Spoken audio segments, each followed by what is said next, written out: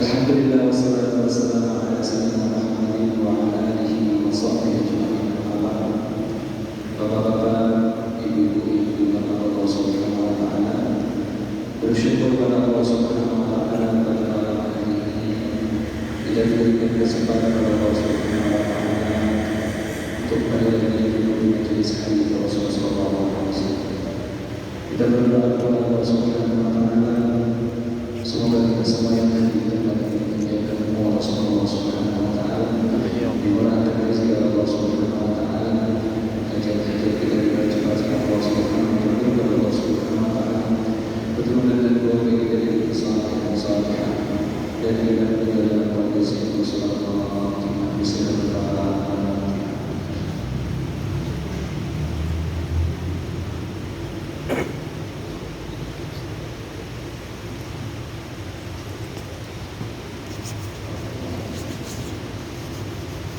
Bapak-bapak, ibu-ibu yang dimuliakan Allah Subhanahu wa taala, kita akan melanjutkan kajian kita dalam kitab Riyadhus Shalihin. Judul kajian kita pada malam hari ini masuk pada bagian selanjutnya, bab ikram thayyib. Bab memuliakan tamu. Bab memuliakan tamu. Salah satu tanda iman di dalam diri seseorang yaitu nampak ketika tamu datang, dia menghormati tamu tersebut. Sikap yang baik kepada tamu itu adalah salah satu tanda orang beriman. Ciri-ciri keimanan yang ada di dalam diri seseorang nampak ketika menjadi tuan rumah menerima tamu. Sejelek-jelek tuan rumah yaitu apabila tamu datang dia katakan dirinya tidak ada padahal ada. Ini sejelek-jelek tuan rumah, sebagaimana dijelaskan di dalam kitab Akhlaqul Karim, bahwa tamu yang datang ke rumah kita tidak mungkin meminum satu galon air, tidak mungkin minum satu kocok kopi atau teh. Tamu yang datang kepada kita itu murni Allah yang gerakkan hati mereka, maka kita yang menerima tamu tersebut, tamunya Allah Subhanahu wa taala, maka dia termasuk orang-orang yang beriman. Bahkan orang yang berniat haji dan umrah disebut dengan bahasa duyufullah, tamunya Allah, duyufur rahman, tamunya Allah itu. Maka siapapun yang datang ke Mekah dan Madinah pasti merasa enak, merasa nyaman, dilayani betul sama Allah Subhanahu wa taala. Ibadahnya enak, fikirnya enak, bahkan setiap ada orang yang pernah menginjakkan kaki ke tanah suci ingin balik lagi ke tempat sana. Itu tanda tuan rumah yang baik, ingin kita bertamu lagi. Maka ada salah satu kisah seorang nabi yang populer, yang terkenal nama beliau, yang dikenal dengan nama Nabi Ibrahim alaihissalam. Nabi Ibrahim alaihissalam, beliau ini memiliki kebiasaan, memiliki amalan, yaitu menghormati tamu yang datang ke rumahnya. Dan bahkan beliau tidak mau makan sebelum bersama orang. Ketika bersama orang baru mau makan. Sampai suatu ketika Nabi Ibrahim tidak mendapatkan sesuatu pemandangan, sampai beliau keliling-keliling ke kampung itu semua sudah makan, beliau tidak makan pada saat tersebut. Hebatnya Nabi Ibrahim alaihissalam dijuluki atau yang bapak-bapaknya para nabi. Beliau ini sangat menghormati tamu sampai Nabi Muhammad SAW diceritakan di dalam Al-Quran dia bagikan tentang tata Diceritakan di dalam surah Al-Zariyat, Allah mengatakan, hal ataka hadithu dhaifi Ibrahim al-mukramin. Wahai Nabi Muhammad, bukankah datang seorang beberapa tamu ke rumah Nabi Ibrahim alaihissalam? Datang tamu ke rumah Nabi Ibrahim alaihissalam. Kisah tentang tamunya Nabi Ibrahim alaihissalam. Dan tamu ini datang di jam bukan bertamu, yang umumnya orang menolak di tengah malam. Ittaqadu alaihi faqalu salam. Mereka mengatakan qalu salam, melepaskan salam. Maka Nabi Ibrahim qala salam qaumukan, dijawab salamnya. Tahu-tahu pas dilihat qaumun, sekelompok orang, lebih dari 3 orang. Bukan tidak ditanda, tidak dikenal, bukan orang asing sana. Nabi Ibrahim kenal wajah-wajah kamu, tapi ini aneh, tengah malam datang, dan yang datang orang tidak dikenal. Umumnya kalau tengah malam, walaupun kita kenal, kita tolak. Kalau siang hari kita tidak kenal, kita tolak. Tapi ini beliau menyatukan tengah malam yang dikenal, dibukakan pintu. Subhanallah, dipersilakan dulu. Nabi Ibrahim alaihissalam bangunkan istri beliau namanya Siti Sarah. Istri beliau 2, Siti Sarah sama Siti Hajar. Nah, Siti Sarah ada di rumah pada saat tersebut. Maka ketika dibangunkan, apa kata Siti Sarah? Ada tamu. Ia datang ke dapur. Beliau ke dapur. Faragha ila ahli faja'a bi'ajlin samin. Maka Nabi Ibrahim alaihissalam pergi ke kandangnya nyembelih anak sapi hijau. Biasanya nama anak-anak hewan ini enak itu, anak kambing enak dibuat sate. Ini disembelihkan sapi, anak sapi besar, supaya enak makan sama sapi teman-teman. Sembelih, subhanallah. Pekannya Nabi Ibrahim alaihissalam tamu dan dikenal. Kalau kita kan sampai ke kampung gitu. Nabi Ibrahim ngomong bukan tidak ada siapa. Nabi Ibrahim ketika orang menolak, dia beliau beri. Ketika orang tidak menyembelih, beliau diberi. Tengah malam dikasih aja ayam dan dikasih beri. Persilakan makan kalau di jam-jam makan. Subhanallah, sampai dia lagi faqarrabahu ilaihi qala ala ta'kulu. Didekatkan makanan yang sudah saji, masak masih hangat. Dengan ada silahkan makan. Baru makan dulu.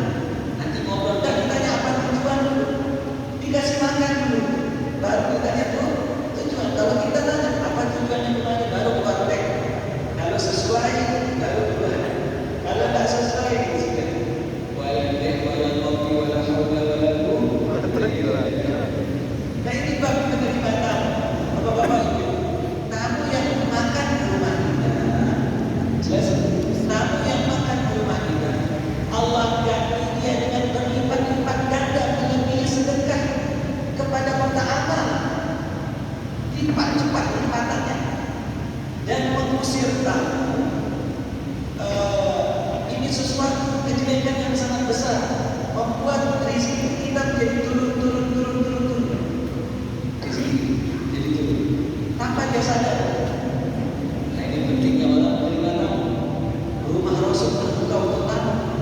Siapa tamu? Nabi Ibrahim alaihissalam. Sebab itu begitu disuruh makan, ternyata tamu tidak mau makan.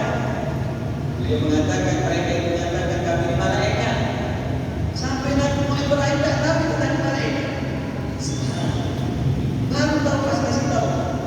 Kami mau mengabarkan kepada engkau bahwa istri kau Sarah mau bakalan hamil.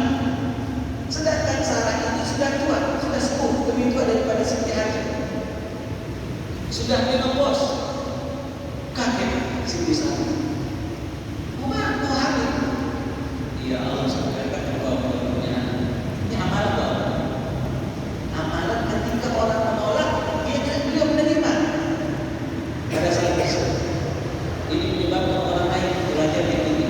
Hebatnya Bapak Ibu, 124.000 para nabi, 313 Rasul ada dalam web 315 yang wajib dihafalkan 25. Itu hebatnya. Dua anak Nabi Ibrahim ada di sana. Dua anak Nabi Ibrahim itu ada di sana. Di 25 itu. Lahir dari Siti Hajar Nabi Ismail. Lahir dari Siti Sarah Nabi Ishak. Tapi hebatnya, dua-duanya jadi Rasul dan wajib dihafal. Sebab apa amalan Nabi Ibrahim? Hormat anak.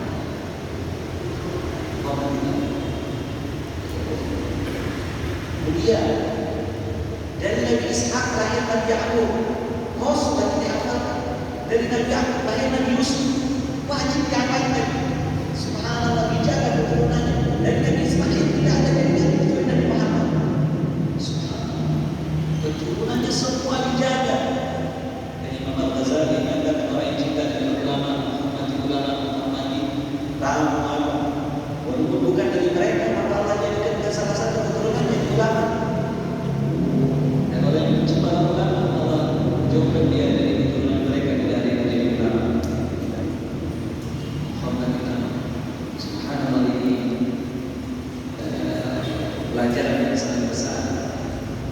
Nabi Ibrahim alaihissalam nabi yang sangat masyhur, tenar.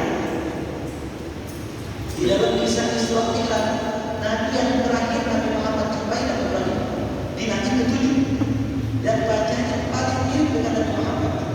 Satu-satunya nabi yang disebut dalam Al-Tahiyat, yang disebut namanya 4 kali. Nabi Ibrahim alaihissalam hebat. Dijaga tawadhu, rendah hati, dermawan. Di dalam kitab Jawahirul yang membuat saya kaget Bapak Ibu, Nabi Ibrahim itu punya kambing, punya banyak kambing.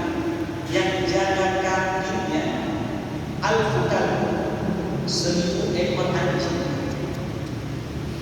Berapa banyak kambingnya? Padahal 2 saja anjing itu bisa jaga ratusan apa? Kambing. Ini 1000 banyak kambing. 1000 banyak apa namanya? Dan anjing yang khusus punya Nabi Ibrahim di dalam kitab dijelaskan punya karung, terbuat karung yang besar, ada karung emas.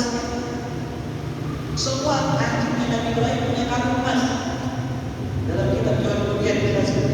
Orang-orang bertanya kepada Nabi Ibrahim alaihissalam, wahai Nabi, kenapa kau anjing itu dipakai semua karung emas? Apa kata Nabi Ibrahim alaihissalam? Ada orang tahu, manusia tahu, orang yang menjadi dunia atas nikmat Allah, lupa sama pemberi rezeki, lupa sama Allah, takutnya seperti seekor anjing.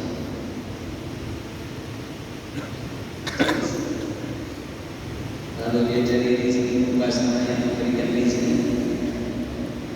Kata Nabi Ibrahim, taruhannya dia seperti seekor anjing. Dia taruh emas, kambingnya enggak.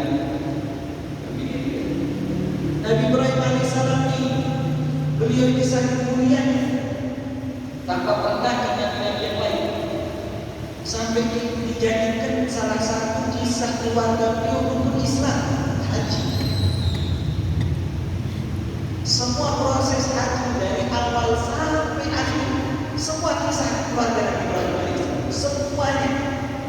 Potong rambut, di Arafah, tawaf, sa'i, semuanya. Menyembelih kurban, semua. Lempar jumrah di Jumratul Aqabah, Sughra, Wusta, semua kisah. Kenapa proses keluarga ini berperan? Hebat. Siti Hajar berperan, Siti Sarah berperan. Dia punya kerjasama. Sabar seorang istri, kerjasama antara suami, diabadikan di dalam Al-Quran sampai dipakai ibadahnya sama manusia. Kalau dulu ibadah dulu, Kalau lahir putus Rasulnya hilang ibadah yang lain. Syariat wujud. Tapi Nabi Ibrahim jauh sebelum Nabi Muhammad. Syariat kata perbuatan beliau dengan keluarga dijadikan syariat Islam. Rukun Islam dijadikan. Dihajar, bolak-balik, Safa Marwah, jadi saya. Subhanallah. Jadi saya. Bukit Safa, Bukit Marwah. Kita lari-lari berapa kali itu? Tidak ada yang ingin. Ini jadi rukun umrah. Rukun harus dasar. Kalau tidak ada, subhanallah. Nabi Ismail lepas-lepaskan kakinya, tak keluar. Air Zam-Zam diminum jadi air terbaik. Makanya Bapak Ibu pakai doa Nabi Ibrahim. Rabbana hab lana min azwajina wa dhurriyyatina qurrata a'yun waj'alna lil muttaqina imama. Agar kita dikumpulkan sama pasangan kita. Selalu saya sampaikan ini, selalu baca supaya kita hidup sesorga sama pasangan sama hati. Dikumpulkan. Makanya Nabi Ibrahim kepingin merasakan nikmat pasangan tentunya, kepingin juga di surga bersama pasangan supaya kita bersama Siti Hajar sama Siti Sarah, sama anak keturunan beliau diabadikan di dalam surga. Tidak ada keributan, tidak ada kecemburuan, tidak ada saling lempar, tidak ada saling memaki, tidak ada saling menyalahkan, tidak ada saling atas.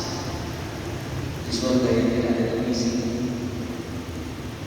Ibrahim alaihissalam. Sebab apa amalan paling tingginya salah satu Nabi Ibrahim? Menghormatinya.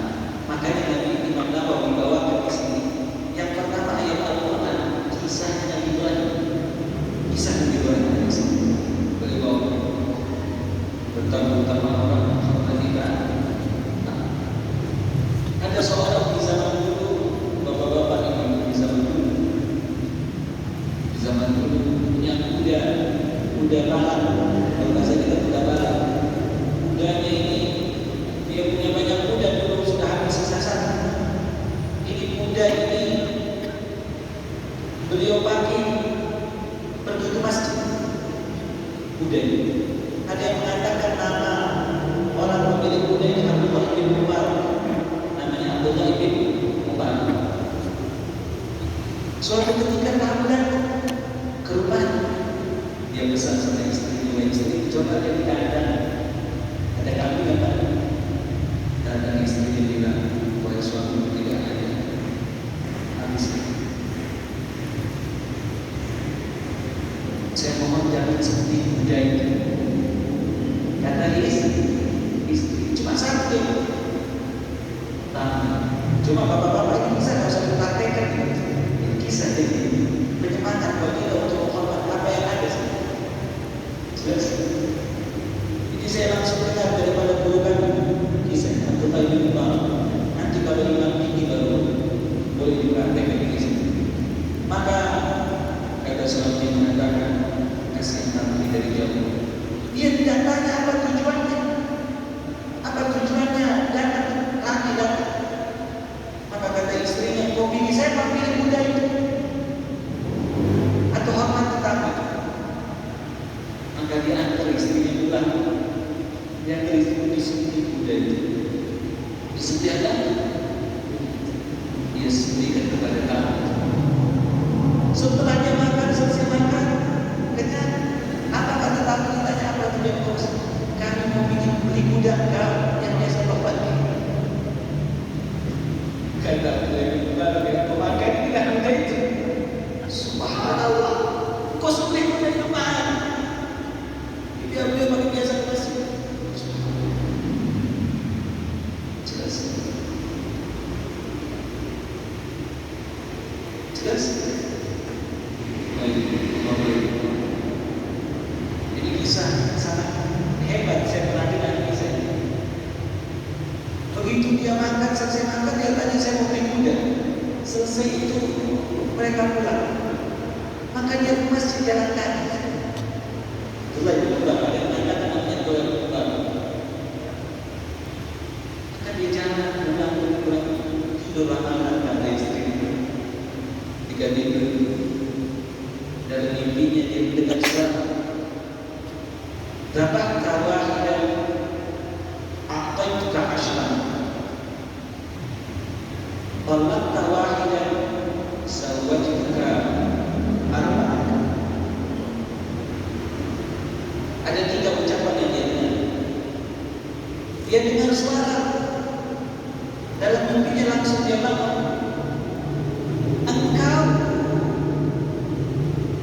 Engkau sepisanku, kami ganti 10. Engkau ceraikan 1, kami ganti 4. Yang ketiga, engkau muliakan tamu, saya ganti berkali lipat. Subhanallah, dia bangun. Ini bapak-bapak tak usah menanyakan ini satu orang. Nanti bapak-bapak mimpinya dari jadi. Maka pagi hari habis sholat subuh dia tidur, tiba-tiba datanglah orang. Karena orang sekelompok orang itu bercerita ke kampungnya, datang orang bawa 10 ekor kuda besar, lalu membawa anak-anaknya untuk dinikahkan sama dia.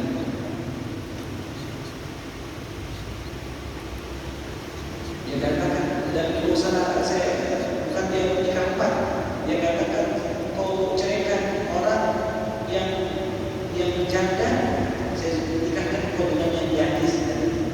Itu yang benar.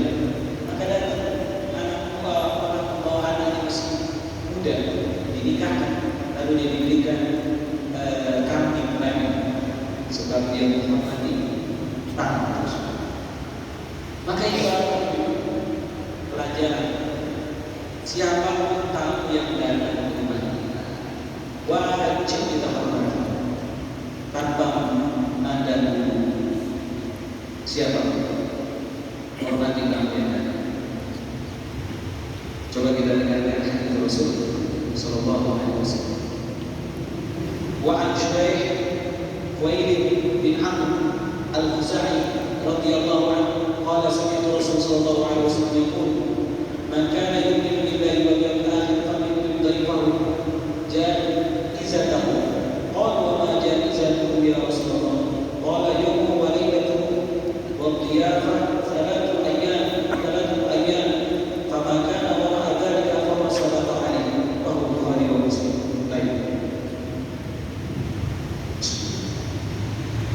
Dari Abu Syuraih Khuwailid bin Amr al-Khuzai radhiyallahu anhu dia berkata, Al-Khuzai radhiyallahu anhu dia berkata, aku mendengar Rasulullah sallallahu alaihi wasallam bersabda, siapa saja yang beriman kepada Allah dan hari akhir, hendaklah dia mengundangkan tamu pada saat istimewanya. Hormati tamu ketika waktu istimewa. Jamakan, hormati, kasih makan. Tidak usah tanpa ada apa-apa. Orang dulu Masya Allah sampai dia itu tahu datang, dia gak punya piring, gak punya gelas, dia tujuh pasti.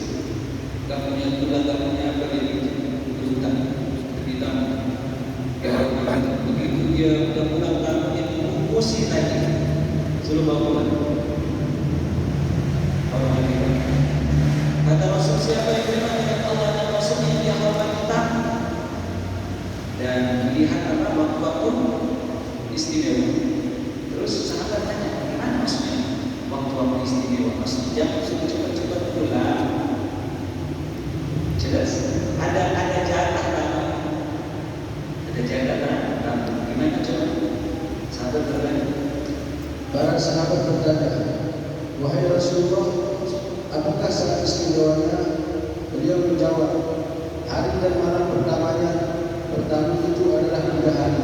Sehari semalam itu hari istimewa bagi tamu. Jadi kalau ada tamu jatahnya banter 3 hari. Nah, banter 3 hari. Kita juga yang jadi tamu lihat-lihat juga, tidak usah sering-sering. Tiap hari dia bertamu. Dari hari pertamanya istimewa. Lihat kalau ada tamu. Hari pertama kasih makan, ajak jalan, ada kemana, dari mana sih? selanjutnya adalah sedekah. Lebih daripada 3 hari kita istimewakan sedekah. Hari pertamanya istimewa, hari kedua boleh normal biasa, tapi tetap diberikan. Nah, 3 hari ke atas boleh kita layani. Jelas. Tidak usah kita katakan dari bulan-bulan. Lalu supaya kita lihat jam. Nah, kita juga jadi tamu dia kalau dia sudah stop di jalan, dia kasih kode cepat balik. Nah, tandanya dia ada kesibukan. Kita juga lihat jam-jam bertamu, itu juga penting. Jam-jam bertamu. Tapi tuan rumah, nah, itu ada bertamu, jangan ditukar. Ini dia jadi tuan rumahnya, orangnya ada bertamu. Ini salah. Dia mau bertamu, dia pakai ada pilih tuan rumah. Balik. Contoh saya kasih contoh. Dia tuan rumah, datang tamu, dia kata, tahu tak ada orang bertamu, jam-jam bertamu, ada jamnya orang bertamu. Loh enggak, tak bisa kita katakan. Jelas kita ini tuan rumah, hormat tamunya datang. Jelas apa tidak? Kita jadi tamu, datang dulu. Mana es krim? Apa ini? Bukan kalau sembilan menghormati tamu saya tidak. Tidak. Jadi tamu pasti ada bertamu. Jadi kita meminta apa yang disuruh makan. Tidak usah pakai ada tuan rumah. Ini ngambil hak. Seringkali seperti itu. Seringkali seperti itu. Saling menuntut hak, saling menuntut tukar jadi profesinya juga. Dia jadi tamu profesinya tuan rumah. Tuan rumah profesi jadi tamu. Begitu ditanya, kenapa usir tamu? Iya salah, jam bertamu sama tidak, ini kan tuan rumah. Wah, tidak. Tiba-tiba kalau dari sore pulang, tuan rumah ada bagus kan?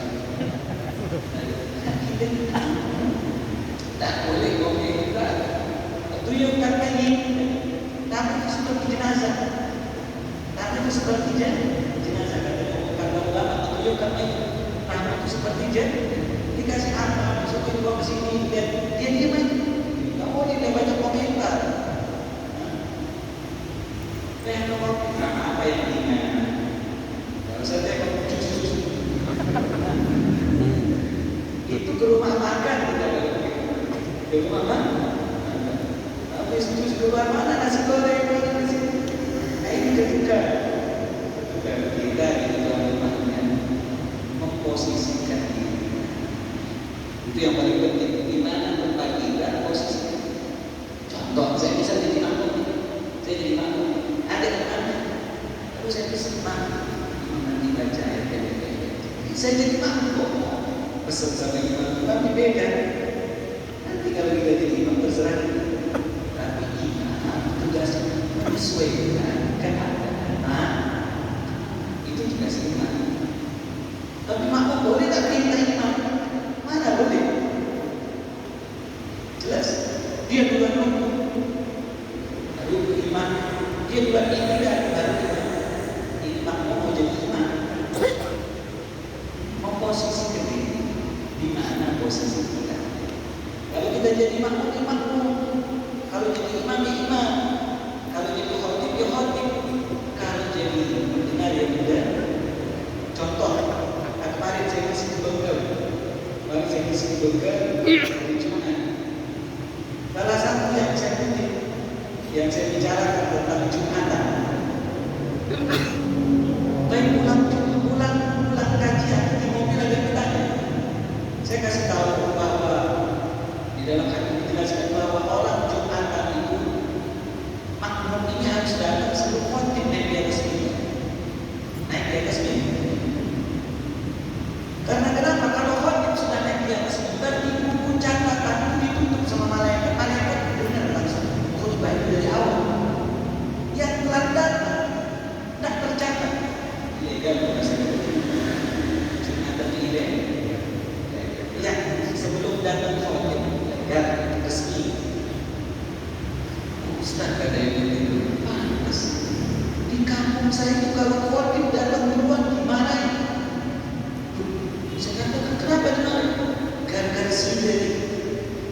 tidak tercatat. Dia membaca kahfi. Si khotib itu membaca kahfi, maka tidak keluar. Dimarahin sama aku, jangan datang keluar. Gara-gara sendiri tertutup buku catat. Nanti datang lagi. Bukan cerita. Boleh khotib datang. Yang dimaksud dalam hati itu naik bukan datangnya. Kalau datang boleh, bukan gara-gara dia datang terus tertutup. Ngerti maksudnya? Jangan gara-gara datang terus kalau dia pertama 10 som tidak tercatat, udah 40. Dan yang rajin kebanyakan khotib datang duluan. Kalau dulu di zaman Nabi, zaman sahabat yang datang duluan itu 40. Nanti kita lihat sering-sering datang telat itu kasih jadwal. Siapa? Jelas. Jadi mana bataknya? Nanti bataknya seleksi yang sering-sering telat datang kasih jadwal. Banyak. Kasih jadwal khotib itu. Yang mana? Karena yang boleh datang terlambat itu khotib. Supaya kenapa? Supaya mau berkenan. Tapi jangan terlambat. Sampai bukannya jam 3. Ini salah juga seperti itu. Baik.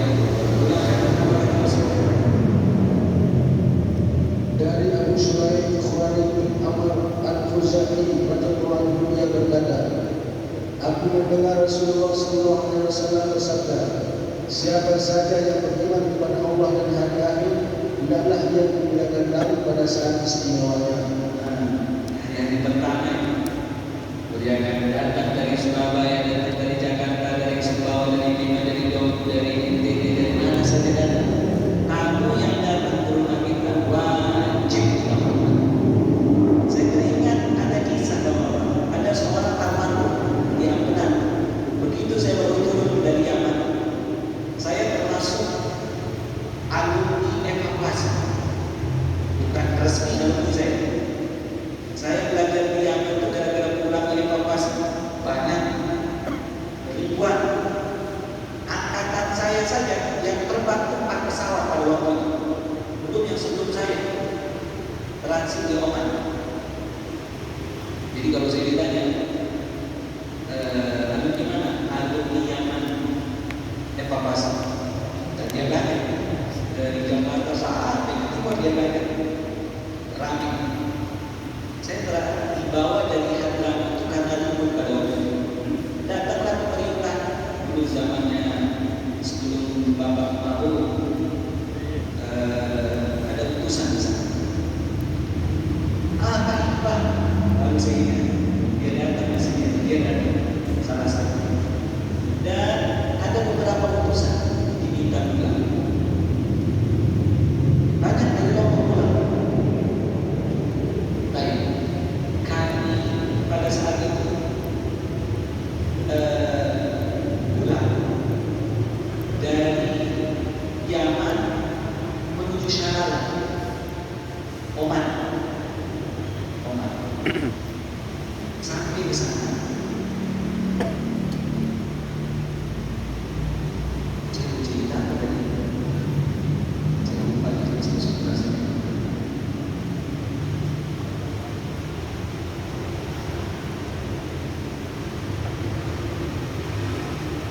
Evakuasi. Baik. Sampai ke Oman, bapak-bapak ibu, sampai kami ke Oman, naik bis, tidak bisa naik pesawat karena sudah bandaranya sudah hancur. Berangkat dari bis. Tapi kadang-kadang kita melihat pemandangan di Oman dari perjalanan, lalu kami tahu biasanya kalau orang transit di Oman Muscat. Saya pernah transit ke Muscat itu semalam. Tapi di Syarala lebih indah karena ada pantai, istilahnya. Ya. Tidak langsung ke pantai, masuk sampai sana. Satu daratan sehari semalam. Sampai di sana, supir bis ini dari Oman. Dari apa? Tiba-tiba supir bis itu dia bawa kami ke rumah makan. Kenapa? Bawa ke rumah makan? Kenapa bawa ke rumah makan? Makan dari kalian ini santri, kalian ini mahasiswa sebagian yang menang di umat kita. Begitu kita udah kenyang makan dia bayar. Cubit bisnis. Kita mau bayar. Jadi jangan. Kata dia mengatakan, karena kita, saya ini kerja bis, negara saya sudah gaji, saya sudah digaji, saya cuma olahraga saja. Cukup kalian olahraga. Cukup untuk apa? Olahraga saja.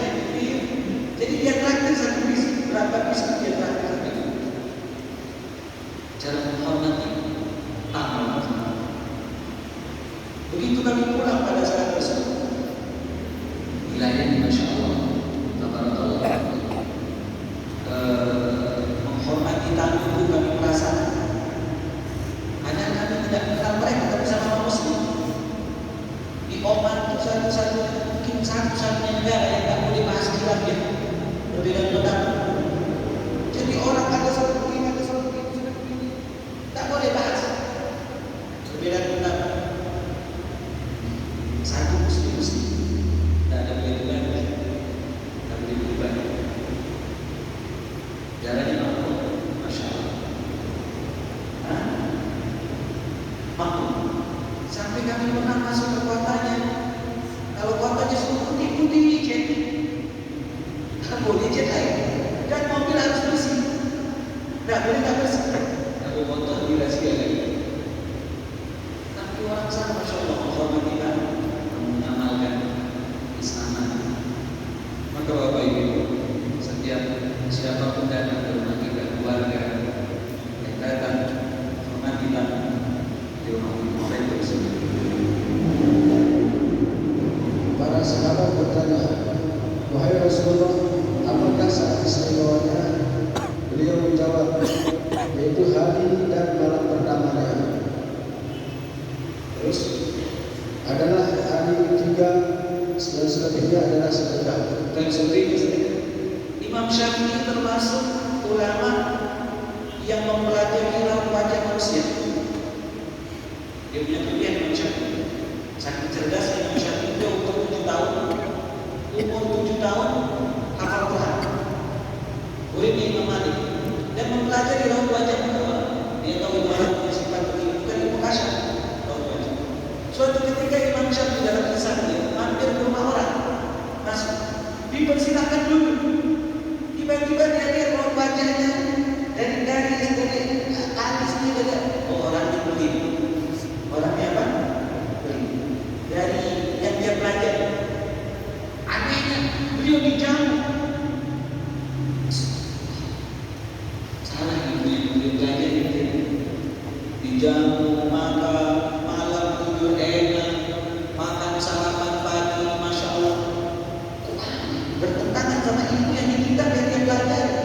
Dia lihat raut wajahnya, oh bertentangan.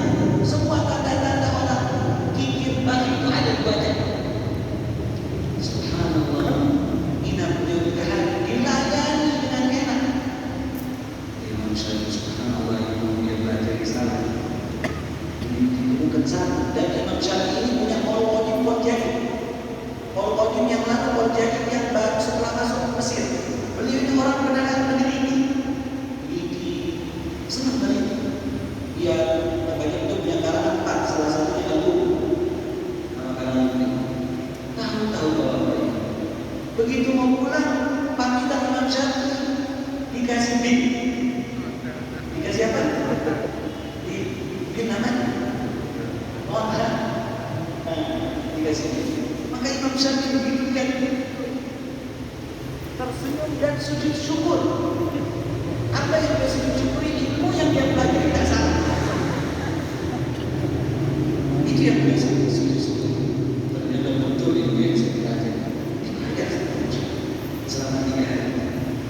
Jadi tamunya disebut bahagia. Dari budaya dikasih total. Dan kita seperti itu. Datang makan ayam, makan ini. Pulang jangan di motor ada seperti itu.